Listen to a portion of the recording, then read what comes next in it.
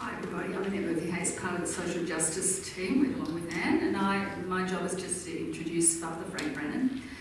Frank Brennan is an Australian Jesuit priest, lawyer and academic.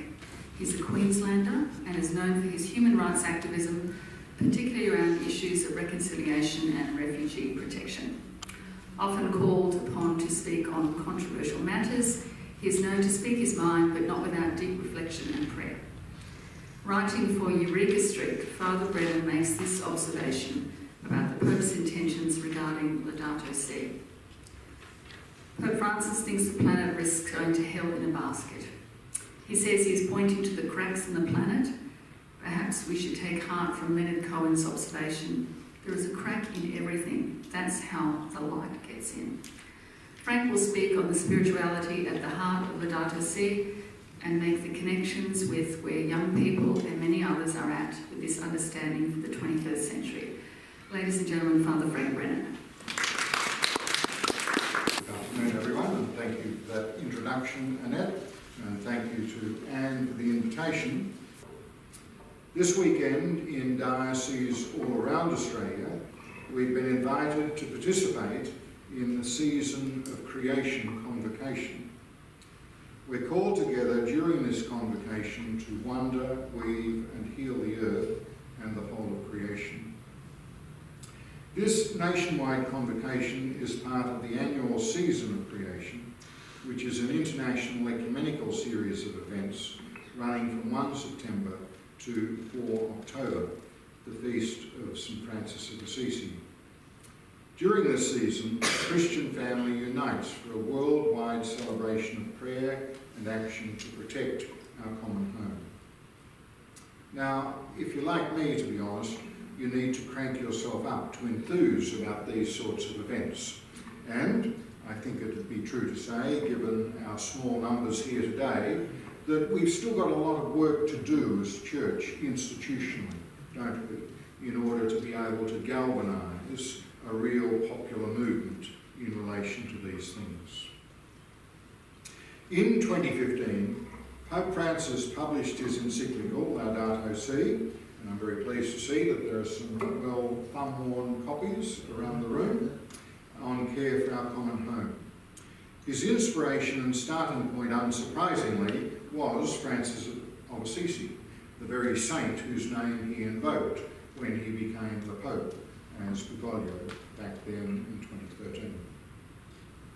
The Pope introduced his encyclical with this reflection on Francis, and it's in paragraph 10 of Laudato Si. St. Francis is the example par excellence of care for the vulnerable and of an integral ecology lived out joyfully and authentically. He is the patron saint of all who study and work in the area of ecology, and he is also much loved by non-Christians. He was particularly concerned for God's creation and for the poor and outcast.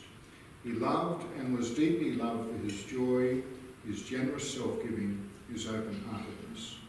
He was a mystic and a pilgrim who lived in simplicity and in wonderful harmony with God, with others, with nature and with himself. He shows us just how inseparable the bond is between the concern for nature, justice for the poor, commitment to society and interior peace.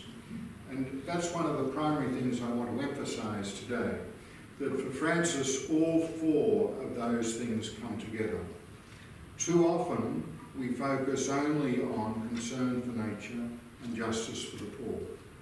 But he says we just can't deliver the energy that's needed to protect both nature and the poor unless we have a profound commitment to society, for the common good, for the institutions that are necessary in society, but also for our own interior peace. He says it is absolutely essential for us to be attentive to our own inner spiritual life. And unless that is rich and strong, then forget it, you'll burn out on issues to do with concern for nature and justice for the poor. Hoping that the encyclical would not just sit on the shelf gathering dust, the Vatican's dicastery for promoting integral human development set up a Laudato Si action plan. Now, I don't know whether many of you have been to Rome and ever visited these dicasteries. They're like movie shop fronts. You know how in the movies they'll put up a sort of front of a shop or a house or whatever, but there's nothing behind it. They are very poorly resourced institutions. They have very little by means of people, and they have very little by means of being on the ground. But they can be very good at networking and bringing together experts and then providing materials that then can be available to people on the ground. So this dicastery, it's like a think tank in Rome with just a few people to assist along the way. But the platform on the internet invites local groups to network and to do something about climate change. And this afternoon, this being day 3 of your convocation, I think really invites us, perhaps in the Ignatian sort of way of examine, to look at the 7 points or the 7 goals which the action plan gives us, by which we might live an integral ecology in the spirit of Laudato Si.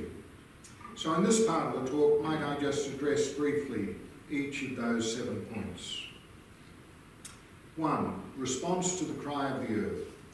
Greater use of clean, renewable energy and reducing fossil fuels in order to achieve carbon neutrality, efforts to protect and promote biodiversity, guaranteeing access to clean water for all. I returned to Brisbane this year after 49 years away, and it means that I'm on the payroll or whatever of the Brisbane Archdiocese as a priest in a parish. And the Archdiocese makes the arrangements for your motor vehicle. So when I arrived at the beginning of the year, I put in a humble Jesuit request for a Toyota Corolla hybrid. Basically, the sort of car I'd driven for the last 10 years.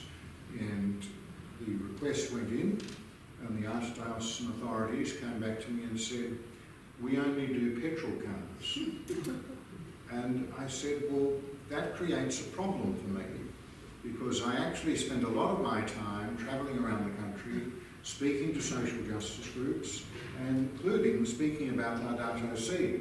I said, I'm sorry, there's no way I can go back in conscience from driving a hybrid to a petrol car. And they said, oh, they're generally not available. They're very difficult to find on the market. So I walked to the local Toyota dealer, walked in the door, and there was a Toyota Corolla hybrid on the floor. And I said, is this car for sale? And it turned out not only was it for sale, they'd had a corporate order that had recently fallen through, and they had a number of them available, and they were on special. And this meant that the car was available at a price even less than the usual price that would be paid to a priest in the parish. So I said to the diocese, so surely there's no problem, I could just buy it immediately. They said, oh no, we need to go through a tendering process, you just leave it with us, etc. Anyway, a month later, I was able to pick up my Toyota Corolla hybrid. But the wonderful thing was a week later, an email came around from the Archdiocese to all the priests of the diocese, asking them for their odometer readings, saying, we're reviewing our policy and we've decided that we'd like to move towards hybrids.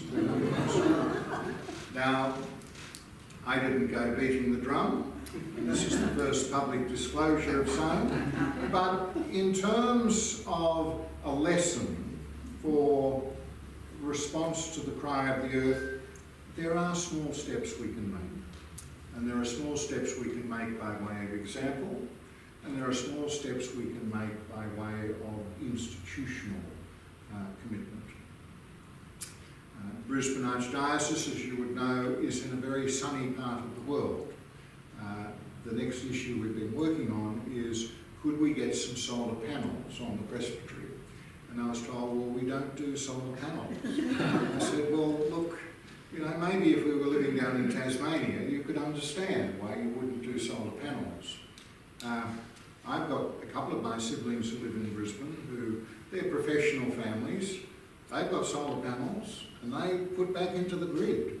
And they're very happy to have solar panels.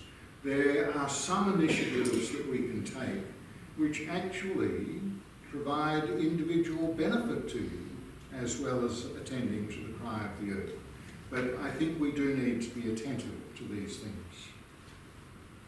Second, response to the cry of the poor, defence of human life and conception to death and all forms of life on earth, with special attention to vulnerable groups such as Indigenous communities, migrants, children at risk through slavery, etc. That it's not enough for us simply to be known as environmental greenies, that we do have a commitment to those who are living on the edges of our society, and one that should resonate with us as Australians after the disastrous result in the referendum recently is the place of our first Australians. And no matter how you voted in that referendum, no one could say that we've got it right as a nation in attending to the due entitlements of our first Australians. And that's another part of the mix for us in being true to these principles of Laudato Si. Third, ecological economics, sustainable production, fair trade, ethical consumption, ethical investments, divestments from fossil fuels and any economic activity harmful to the planet and the people, investment in renewable energy.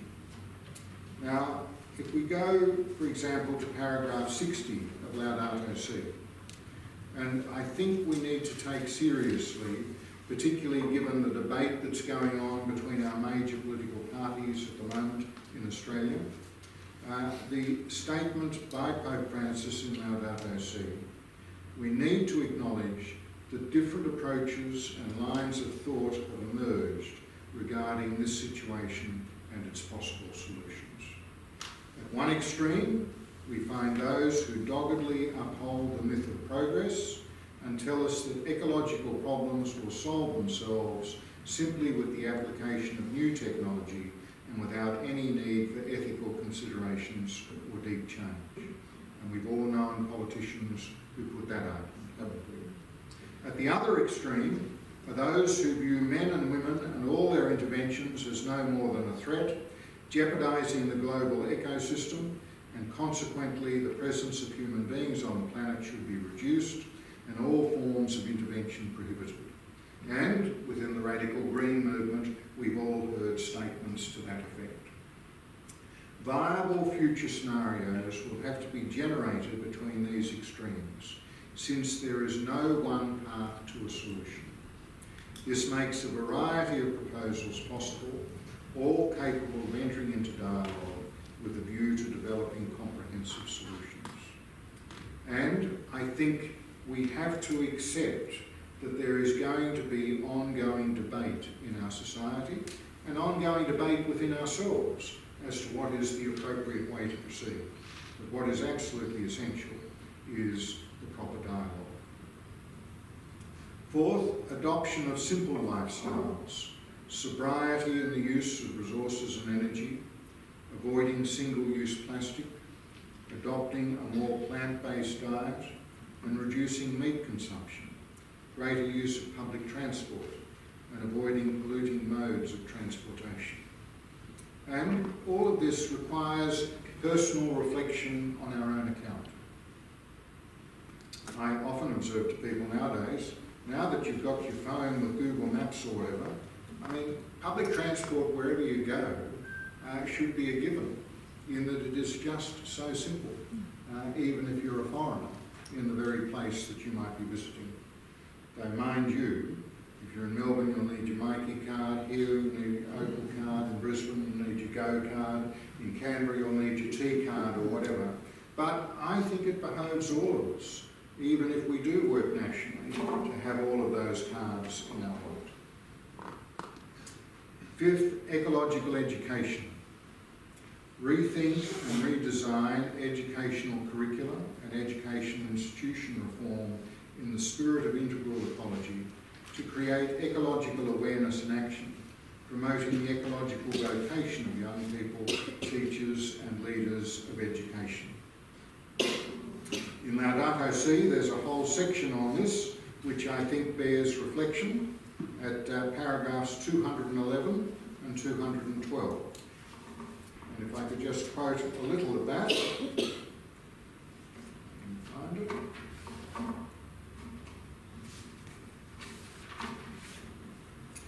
Environmental education has broadened its goals.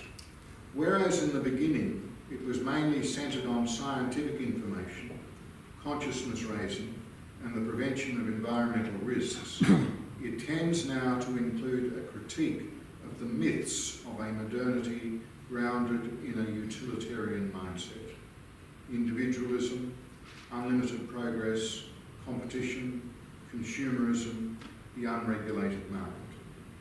It seeks also to restore the various levels of ecological equilibrium, establishing harmony within ourselves, with others, with nature and other living creatures and with God. Environmental education should facilitate making the leap towards the transcendent, which gives ecological ethics its deepest meaning. It needs educators capable of developing an ethics of ecology and helping people through effective pedagogy to grow in solidarity, responsibility and compassionate care.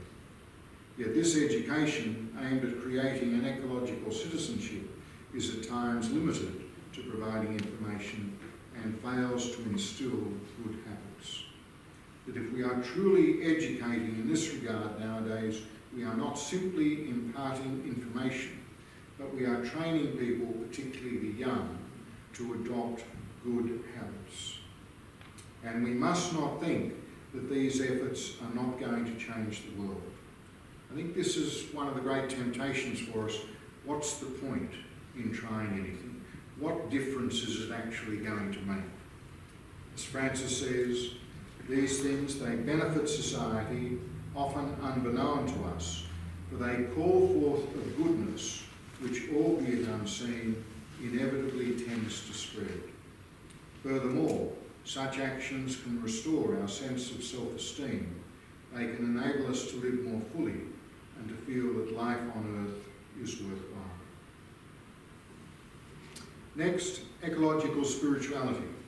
Recovering a religious vision of God's creation, encouraging greater contact with the natural world and the spirit of wonder, praise, joy and gratitude, promoting creation-centred liturgical celebrations, developing ecological catechesis, prayer, retreats, formation.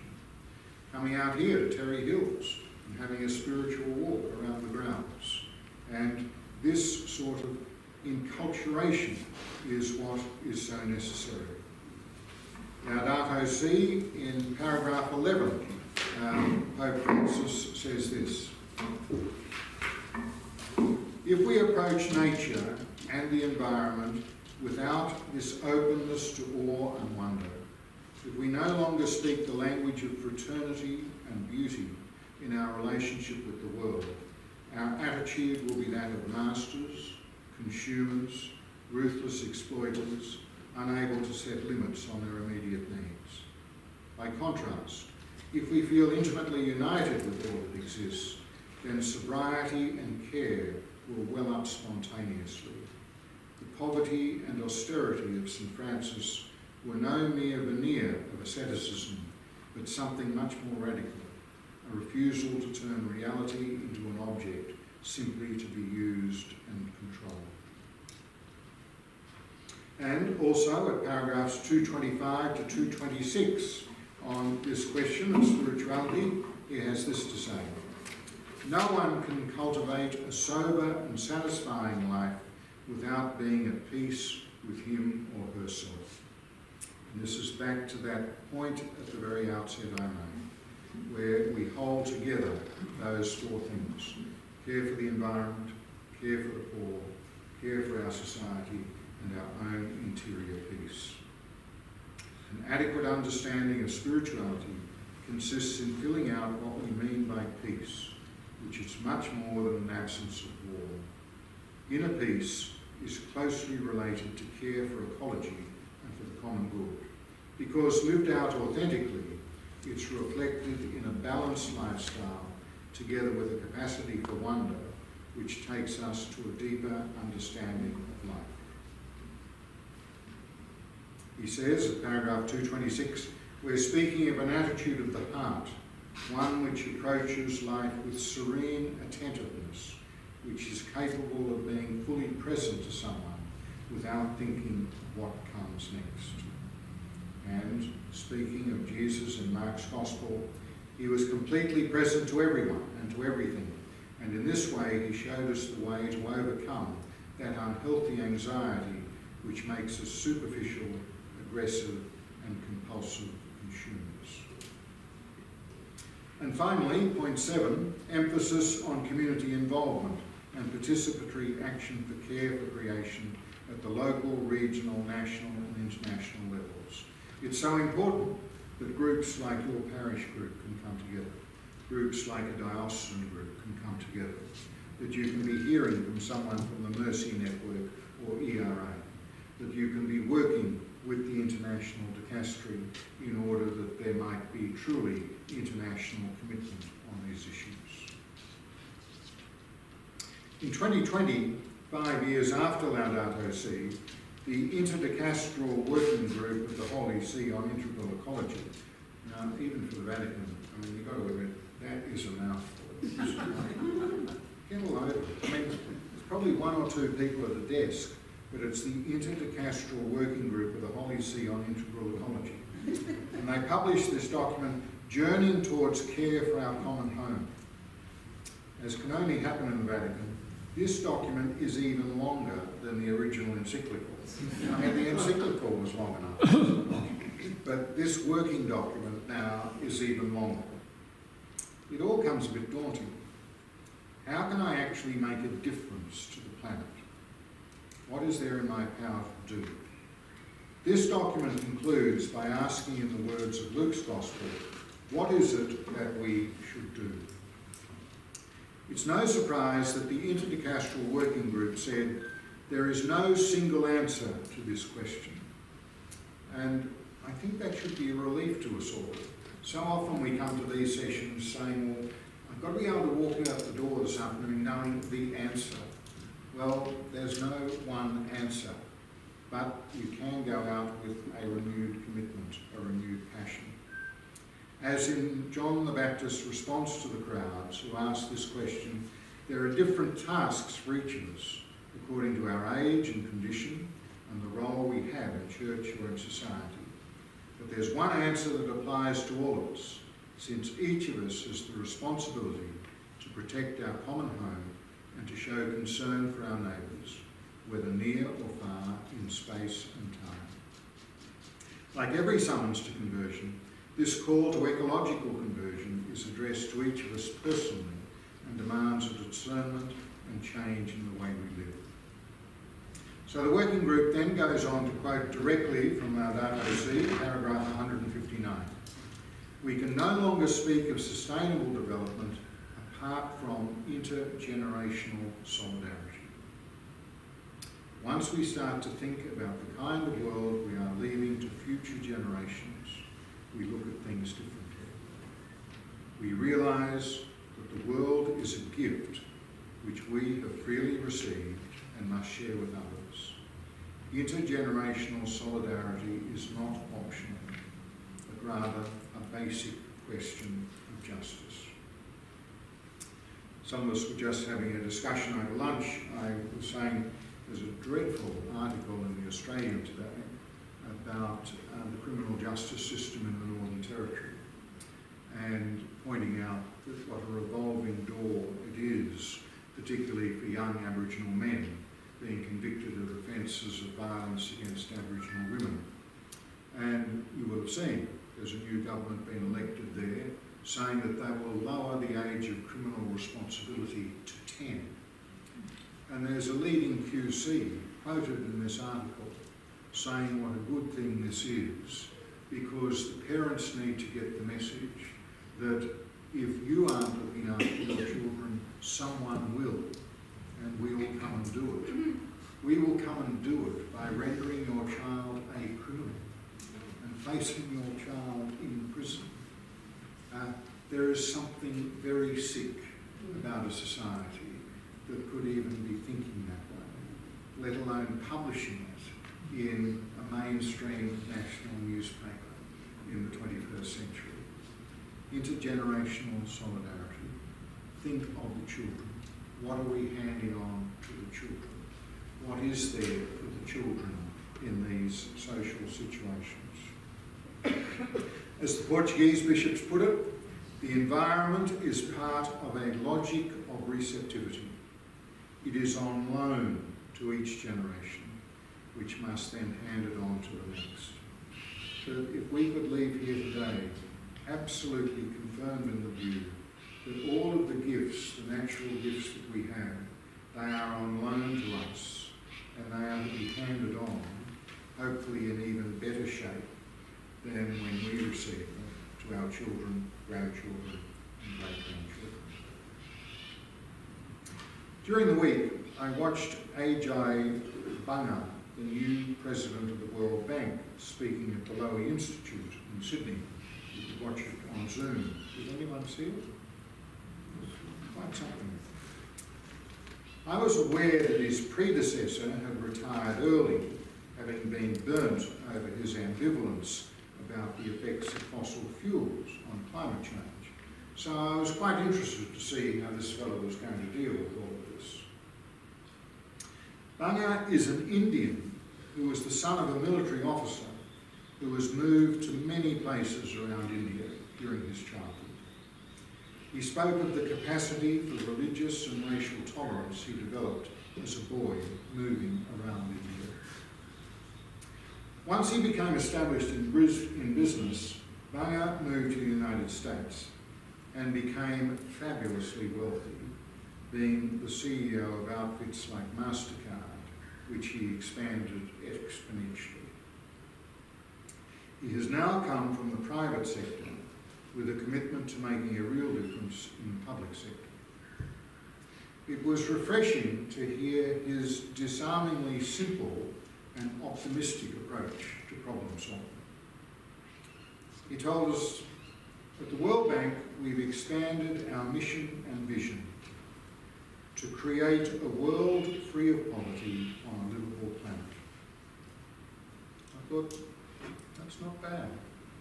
And if you want to sum up Laudato Si in one sentence, or half a sentence, you'd be hard-pressed to put it better. To create a world free of poverty on a livable planet. He said, we've committed to deploy 45% of World Bank Group funds towards climate, with half of development finance for mitigation and half for adaptation by 2025.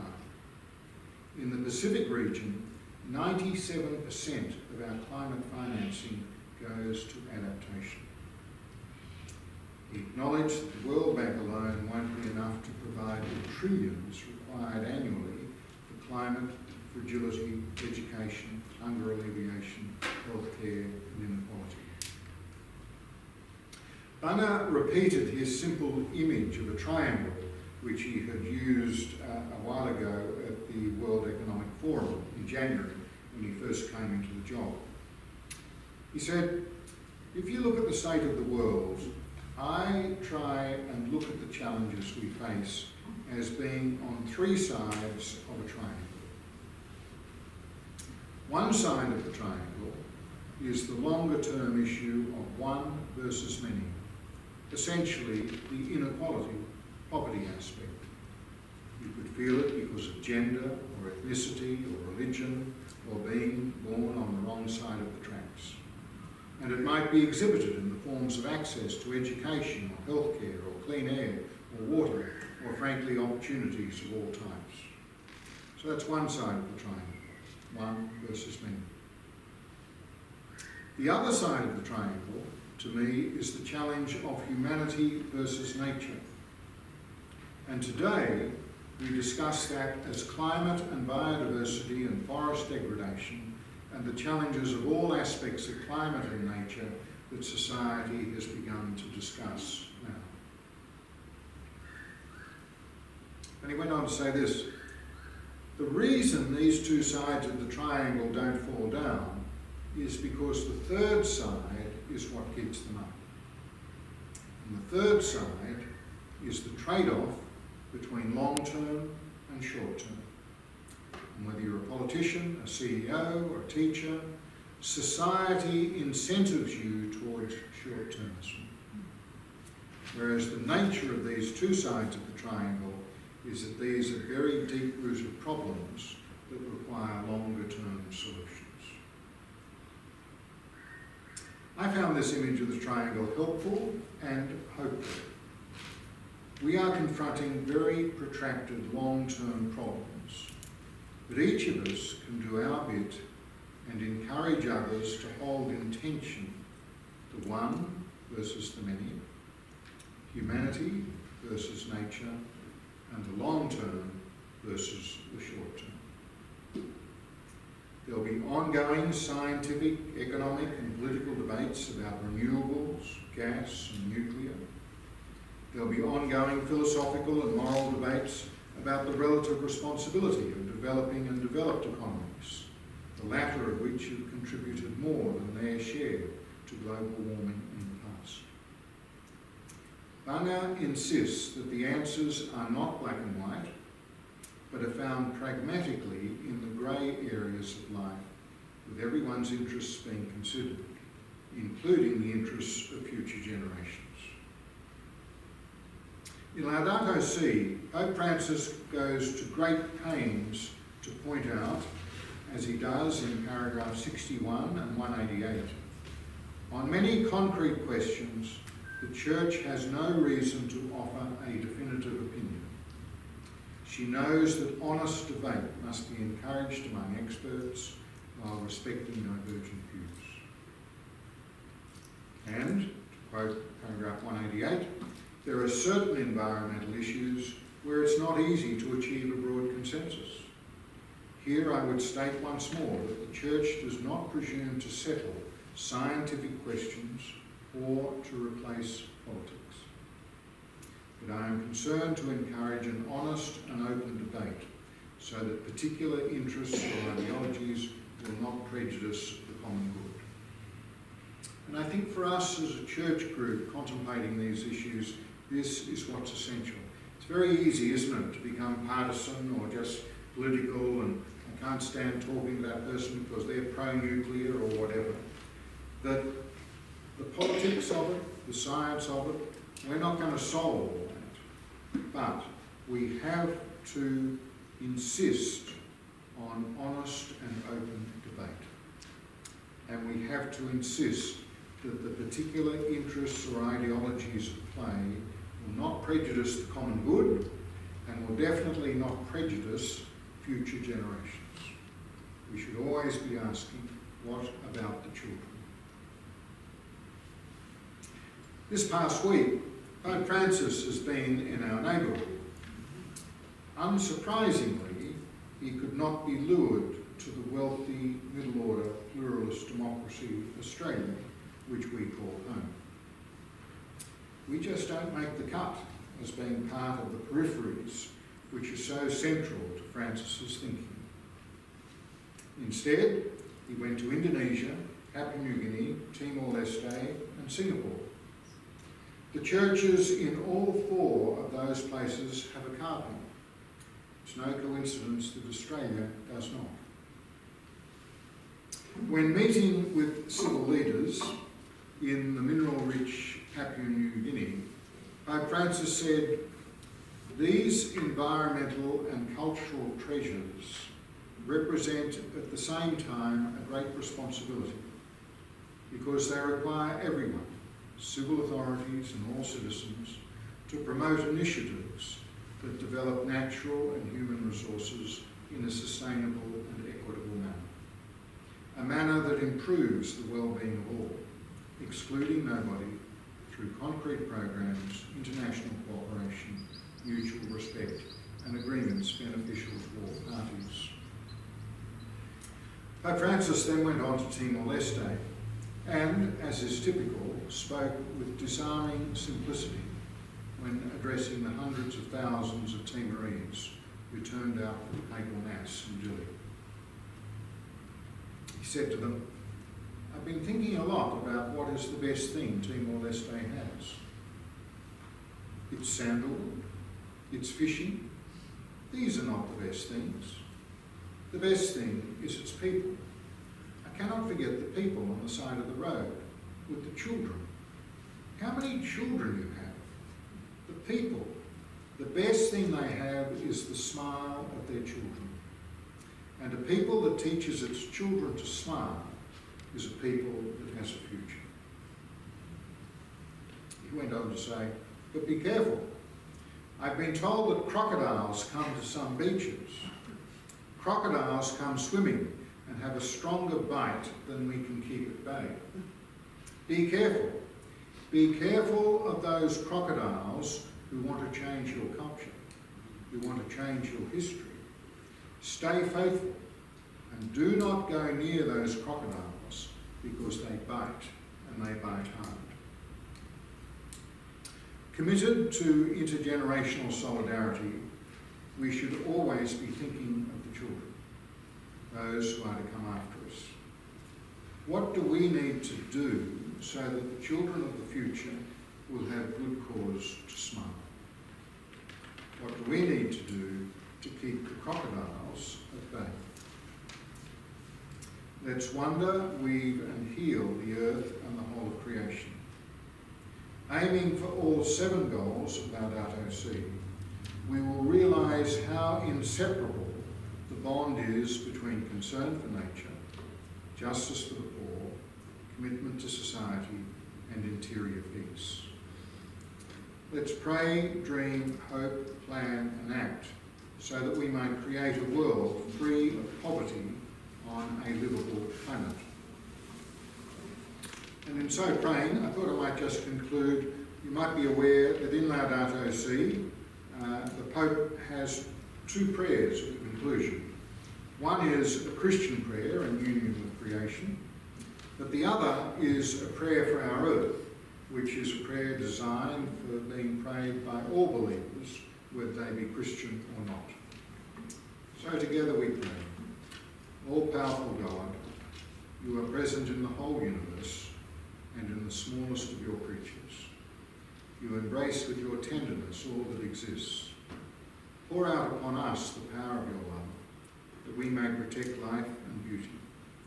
Fill us with peace, that we may live as brothers and sisters, harming no one. O God of the poor, help us to rescue the abandoned and forgotten of this earth, so precious in your eyes. Bring healing to our lives, that we may protect the world and not despoil it, that we may sow beauty, not pollution and destruction. Touch the hearts of those who look only for gain at the expense of the poor and the earth. Teach us to discover the worth of each thing, to be filled with awe and contemplation, to recognise that we are profoundly united with every creature as we journey towards your infinite light. We thank you for being with us each day. Encourage us, we pray in our struggle, for justice, love and peace. And we make that prayer through Christ our Lord. Amen. Thank you. Do you want to just buzz among yourselves for a couple of minutes, and then we'll have plenty of time for Q&A? How's that?